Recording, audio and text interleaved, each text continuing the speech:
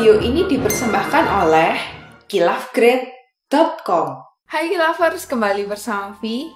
Video kali ini merupakan project tentang MG Zaku versi Ichiban Kuji yang price B ini. Jadi di sini itu aku akan share ke Kilafers journey-ku dalam merakit ini MG. Nah, berhubung ini banyak sekali didominan oleh part-part clear, jadi aku juga mau share gimana sih tips dan triknya untuk merakit part-part yang dominan warna clear seperti ini, agar hasil partnya, beningnya itu bisa tetap kinclong seperti aslinya.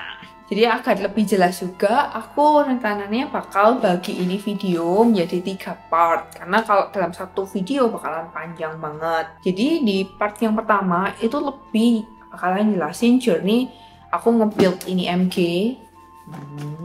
Terus yang kedua, dari nge-build itu gimana sih mengembalikan tingkat kekinclongan, atau kalau ini versi clear, jadi akan lebih ke gimana sih membuat part clearnya tuh tetap clear, nggak burem.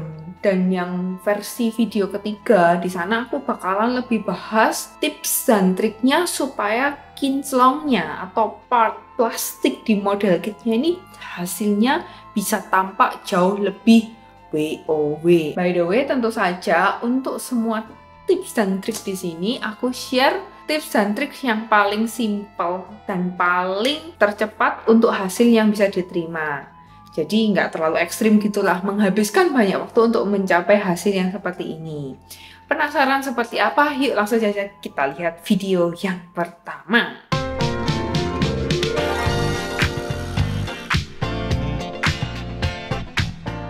Di sini Kilafers bakal lihat aku pakai 2 nipper cut hand. Bukan karena gaya-gayaan ya, tapi karena memang kebetulan ini contoh yang nanti mau dikinclongkan adalah part clear. Jadi dengan menggunakan 2 nipper cut hand ini otomatis akan sangat mempercepat proses pas aku nge-build. Kalau ada yang tanya, kalau aku mau pakai nipper biasa, bisa nggak sih Tan? Jawabnya adalah bisa. Cuma nanti cek part kedua deh, karena kalau pakai nipper biasa akunnya bakalan nggak kelar-kelar malahan untuk buat video ini. Ya karenanya itu aku pakai cut hand. Sekalian di kesempatan ini aku juga mau meluruskan pemakaian cut hand, terutama yang tipe SPN 120 warna biru. Ini adalah gambar ketentuan resmi pemakaian cut hand yang sudah aku translate ke bahasa Inggrisnya. Banyak yang bilang bahwa SPN 120 tidak boleh digunakan untuk memotong part clear. Ini memang benar, tapi dengan syarat tertentu. Part clear yang tidak dibolehkan adalah part clear dengan bahan hard plastik yang terbuat dari PS. Hard plastik itu apa sih? Ini loh, yang tebel-tebel ini termasuk hard. Kalau kamu potong pakai SPN 120, ya jelas bisa patah blade-nya. Apalagi kalau potongnya pakai ujung blade. Nah, maka dari itu aku potong gate-nya pakai yang tipe PN 120. Tipe ini memiliki blade yang lebih tebal dan bisa untuk motong part yang lebih besar. Sedangkan kalau SPN 120 aku gunakan untuk memotong sisa nap clear dan menggunakan bagian tengah blade-nya ya. Ingat, bagian tengah bukan ujung blade. Napnya ini empuk banget, nggak keras, jadi bukan nggak bisa ya. Seperti biasa, cara potong yang benar adalah dari bawah supaya tidak terhalang. Kemudian, untuk hasil yang lebih rapi, perhatikan posisi nap. Lihat napnya dan cari yang lebarnya tuh tertipis, bukan yang terpanjang. Dan usahakan potongnya ke arah luar dengan posisi blade tebal di luar part. Kemudian blade tipisnya untuk slicing. Jika pakai SPN 120 prosesnya seperti mentega, berarti slicingnya udah benar. Jika Kilafers menekan lalu membutuhkan tenaga untuk memotong napnya, berarti prosesnya masih kurang benar. Dan hasilnya biasanya akan jadi stretch mark.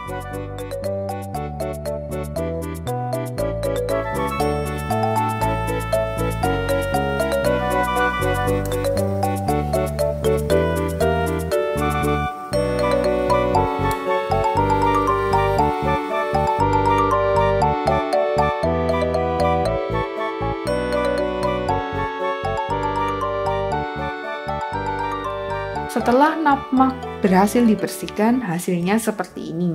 Tinggal deh dirapikan menggunakan pen cutter.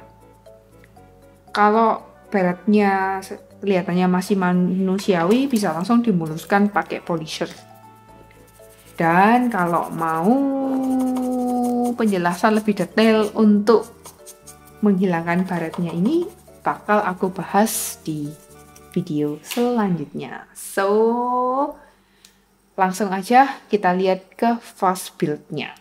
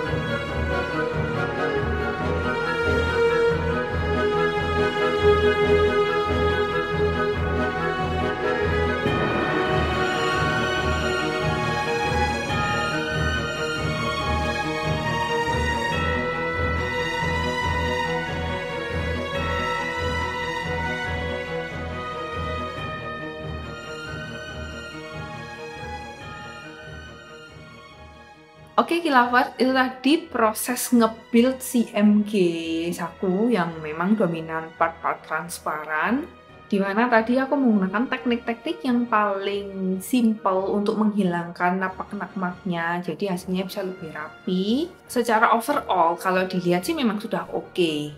Udah oke lah, itu tadi sudah cukup menggunakan tips yang pertama. Walaupun memang kalau kita mau lebih detail dan teliti di bagian part-part beningnya tadi itu masih lebih turun tingkat beningnya atau tingkat transparansinya. Jadi bisa dibilang lebih buram gitu ya dari sebelumnya.